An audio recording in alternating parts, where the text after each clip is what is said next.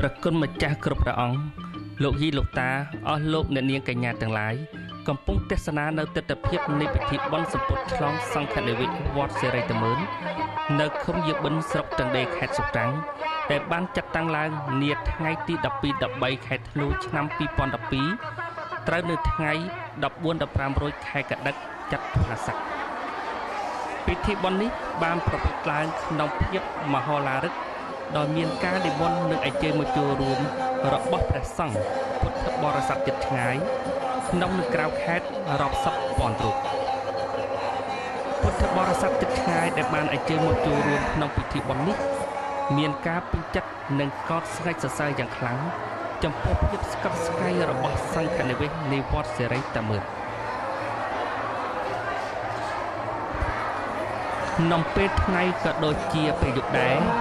ប្រជាពុទ្ធបរិស័ទជិតឆ្ងាយអញ្ជើញមកចូលរួមក្នុងពិធីបុណ្យនេះយ៉ាងច្រើនកកកពុំមានដាច់លហែ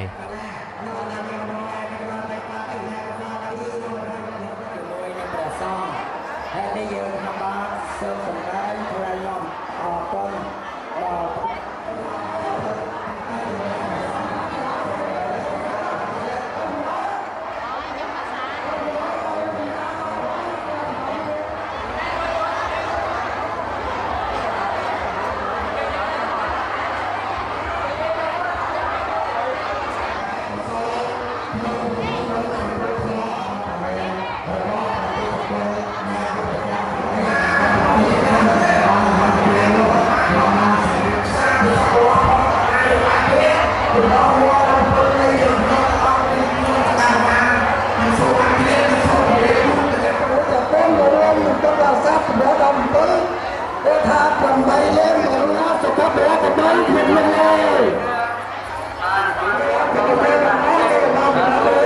សម្រាប់ប្រសងកងនៅ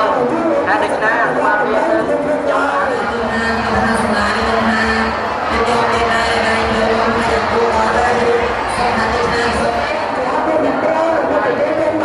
ជួយគួយបាច់ការសាដល់ហើយទីមកចូលមកទីរក្សារបស់ដែលស្គាល់អង្គលោកអ្នកជាតា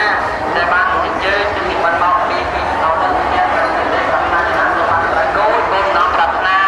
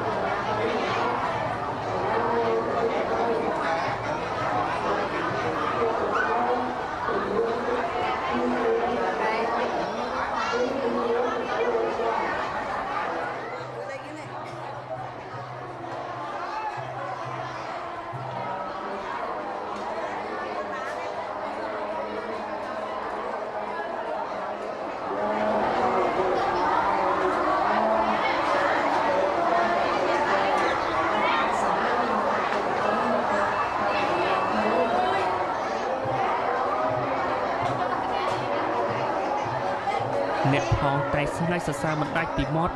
ពីភាពស្កម្មស្កាយនៃសំណង់សង្ឃនិវេសមួយដែលបានសាងសង់តាមលំនាំស្ថាបត្យកម្មខ្មែរប្រកបដោយក្បូរក្បាច់រចនារំលេចពណ៌ដ៏ស្រស់បវរប្រៀបបាននឹងប្រាសាទមួយអណ្ដែតកណ្ដាលលំហអាកាសវេហា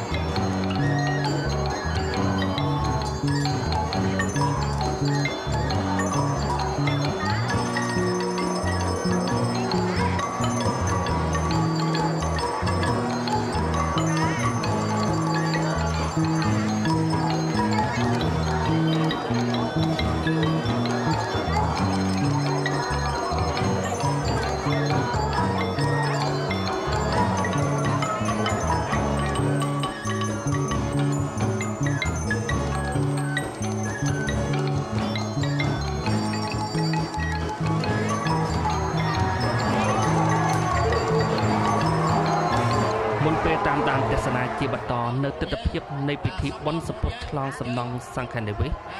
សូមអញ្ជើញព្រះគុណម្ចាស់គ្រប់ព្រះអង្គលោកយីលោកតាអស់លោកអ្នកនាងកញ្ញាស្វែងយល់បន្តិចពីដើមកំណើតនៃវត្តសេរីតាមើ